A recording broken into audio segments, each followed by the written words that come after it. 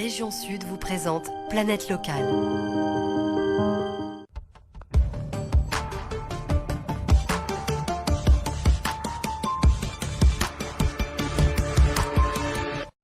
Bonsoir à toutes et à tous, bienvenue dans Planète Locale, l'émission de BFM Marseille-Provence consacrée à l'actualité environnementale dans notre région. Dans un instant, on va parler de la journée mondiale de l'eau qui aura lieu demain. Mais avant cela, Rémi, tu vas nous présenter l'actualité environnementale de la semaine. On va parler de ces assises sur les déchets qui avaient lieu vendredi. Oui, ça s'est passé vendredi, effectivement, à l'espace Bargemont. La ville de Marseille a organisé un événement autour du tri et de la valorisation des déchets. Citoyens, professionnels et associatifs étaient invités. Ils ont pu échanger le temps d'une journée avec les élus de la mairie de Marseille et de la métropole Aix-Marseille-Provence. Alors, plusieurs thématiques ont été abordées à l'occasion de tables rondes, notamment la gestion des déchets du quotidien, la gestion des déchets professionnels ou encore la lutte contre les décharges sauvages. À noter que la ville de Marseille en a profité pour présenter sa nouvelle brigade de l'environnement constituée de policiers municipaux. Alors, qu'en ont pensé les citoyens et les collectifs de ce rendez-vous ? Alors, je me suis entretenu avec plusieurs acteurs engagés pour l'environnement à Marseille, notamment Alexandre Mounier, qui est président du collectif Un déchet par jour. Tous sont d'accord pour dire que les 24 heures déchets, cet événement, c'est bien, c'est une bonne initiative, mais ce n'est qu'un premier pas vers de réelles assises de la propreté. Ils souhaitent que les collectivités s'attaquent vraiment au cœur du problème. La propreté ne doit pas être un tabou à Marseille, on doit pouvoir en parler de manière prioritaire parce que c'est un problème, c'est ce problème qui préoccupe les Marseillais et Marseille. Donc sur la propreté, citoyens et associations attendent que les élus poursuivent le dialogue. Ils attendent surtout plus de propositions fortes de la part de la ville de Marseille et de la métropole d'Aix-Marseille qui est compétente sur la propreté. Merci Rémi, on passe à l'invité de Planète Locale.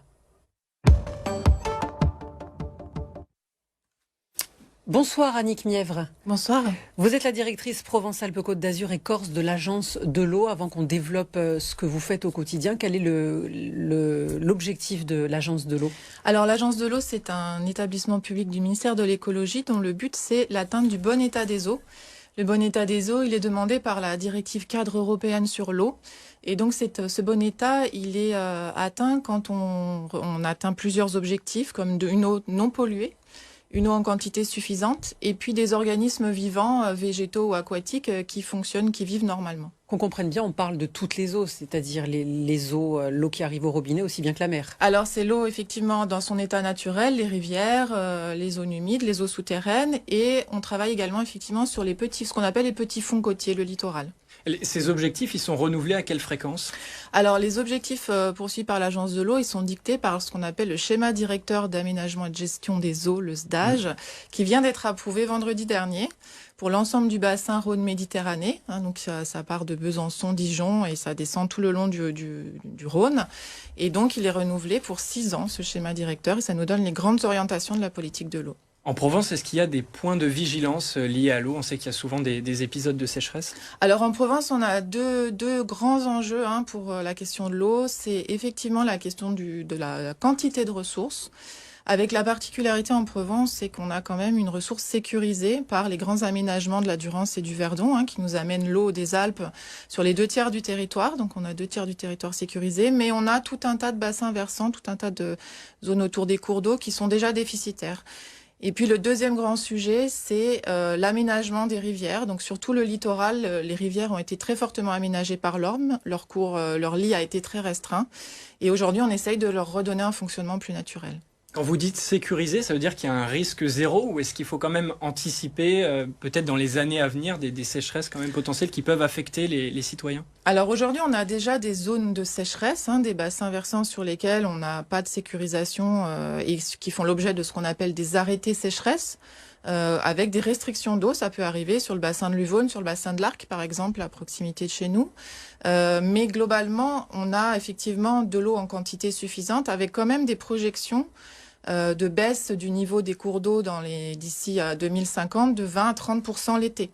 Donc, ce qui pourra donner lieu effectivement à des tensions encore plus grandes pour tous les usages. Justement, un autre enjeu, c'est le réchauffement climatique. Quels sont vos outils au quotidien pour lutter, pour aménager la Provence ? Alors effectivement, on a une politique d'adaptation au changement climatique qui consiste déjà à économiser l'eau, donc travailler sur cette notion de quantitatif.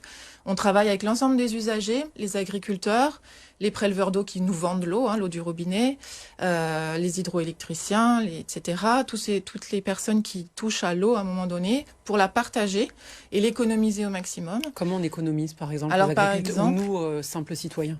Alors sur un des grands enjeux sur les réseaux d'eau, c'est d'abord que les réseaux ne fuient pas, puisqu'on considère qu'il y a 20 à 25% d'eau qui est prélevée dans la rivière qui n'arrive pas au robinet parce qu'il y a des fuites tout au long du réseau. Donc ça reste encore une grande marge de manœuvre. Mais on a aussi beaucoup de travail avec les agriculteurs qui, par exemple, passent de l'irrigation par canaux où l'eau coule en permanence à une irrigation sous pression par aspersion. Et là, on gagne de très grandes quantités d'eau par ces techniques qui ne modifient pas l'eau apportée à la plante. Demain, c'est la journée mondiale de l'eau. D'abord, est-ce qu'on peut rappeler en quoi ça consiste et comment est-ce que nous, notre territoire de Provence, s'implique dans ce grand événement international? Donc la journée mondiale de l'eau, effectivement, l'objectif, c'est qu'à l'échelle planétaire, tout un chacun prenne conscience de la richesse qu'est l'eau, d'avoir de l'eau en quantité suffisante, d'avoir de l'eau de bonne qualité. Et donc l'agence de l'eau a des actions vers l'international sur ces sujets-là. On consacre une partie de notre budget, c'était près de 5 millions d'euros l'année dernière, pour aider des projets en voie de développement, pour acquérir une autonomie, être en capacité de traiter leur eau et de traiter les eaux usées également, donner de l'accès aux toilettes à leurs habitants. Et la métropole Aix-Marseille est un partenaire de l'agence de l'eau sur ces sujets-là pour compléter nos financements et apporter donc de l'aide aux pays en voie de développement, notamment sur l'Afrique de l'Ouest ou l'Afrique centrale. Globalement, comment est-ce que les collectivités peuvent travailler avec l'agence de l'eau? Alors, les collectivités sont un de nos partenaires principaux, puisque donc nous, pour atteindre ce bon état des eaux, on vient financer leurs projets. Donc, ils vont permettre d'économiser l'eau, de restaurer des rivières, de restaurer des zones humides, de lutter contre les pollutions agricoles, urbaines, etc. Comment on peut faire au quotidien pour les Marseillais qui nous regardent justement pour économiser l'eau? On parle souvent de la douche, ne pas prendre de bain. Est-ce que vraiment ça a un impact ou c'est dérisoire par rapport à ce dont vous parliez?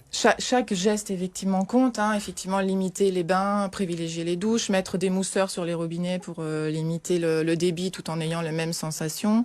Choisir des espèces locales dans son jardin pour ne pas arroser en permanence, surtout en période d'été.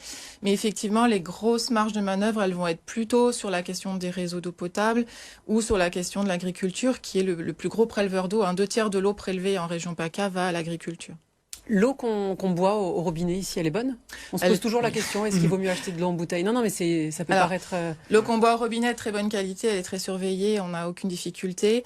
Ce qu'il faut savoir, c'est que quand on achète de l'eau en bouteille, elle coûte excessivement plus cher en réalité au litre, premièrement, et c'est effectivement énormément de déchets plastiques qui restent un gros fléau ensuite pour la qualité de l'eau. Justement, est-ce que vous faites des actions de sensibilisation des fois dans les collèges, les écoles, peut-être pour parler de ces sujets-là? Nous finançons des collectivités ou des associations d'éducation à l'environnement pour avoir ce type de démarche, effectivement, de sensibilisation des publics. Rémi? Est-ce que vous avez des objectifs peut-être en 2022 ou en 2023 à nous donner, des objectifs chiffrés? Alors, nous avons un objectif annuel d'économiser jusqu'à 10 millions de mètres cubes par an. Donc l'année dernière, il faut savoir qu'on a pu financer des projets qui ont permis d'économiser 12 millions de mètres cubes sur la région Provence-Alpes-Côte d'Azur. On a aussi un objectif dont je n'ai pas parlé, c'est la question de la ville perméable. Faire infiltrer l'eau à la parcelle, désimperméabiliser les sols pour que l'eau s'infiltre, ce qui permet de recharger naturellement les nappes, de ramener de la biodiversité en ville, de lutter contre les îlots de chaleur. Et on a un objectif de financer des projets qui permettent de désimperméabiliser 20 hectares par an. Merci beaucoup Annick Mièvre pour toutes vos explications. On va passer à l'objet de Planète Locale.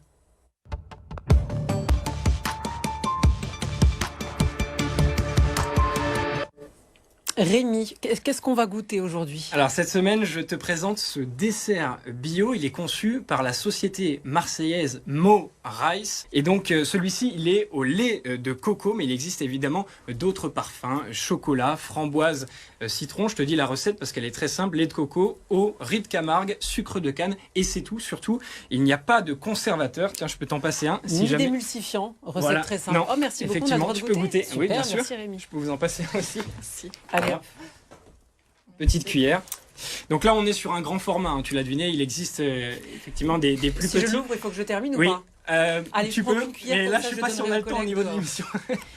Mais voilà, donc c'est un dessert qui est effectivement très très riche, qui nourrit. Ça s'achète Voilà. combien? Ça coûte combien? Alors ça, c'est le grand format, donc il existe des plus petits. Ce grand format, il avoisine les 3,50, 4 €.